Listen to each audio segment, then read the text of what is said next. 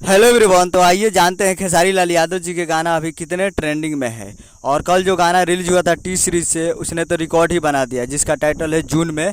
और ये सीधा मेन सेक्शन पे 2 नंबर पर ट्रेंडिंग में आ चुका है ये गाना, जिसका टाइटल है जून में। और ये रिकॉर्ड ही बना दिया। अभी तक रिकॉर्ड था टी सीरीज से कि अभी तक किसी का भी गाना मेन सेक्शन पे ट्रेंड नहीं किया था, और खेसारी लाल यादव जी ने ट्रेंड करा दिया।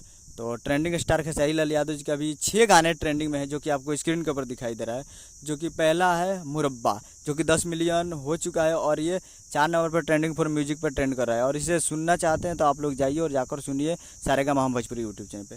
दूसरा जून में, जो कि टी सीरीज से रिलीज हुआ था, आपको बताएं। तीसरा सेंट का सीसी, जो कि 6 नंबर ट्रेंडिंग फॉर म्यूजिक पे है, और एक खेसारी म्यूजिक वर्ल्ड पे रिलीज किया गया था, इसे भी जाकर। चौथा गाना है 38 नंबर पर ट्रेंडिंग फॉर प्यार करते हैं उन्हें, जो कि 38 नंबर पर ट्रेंडिंग फॉर ट्रेंड कर रहा है मेन सेक्शन में। और ये सलीम सुलेमान यूट्यूब चैनल पे पुराना गाना है, ये रिलीज़ किया गया, तो इसे भी जाकर आप सेट सॉन्ग को सुन सकते।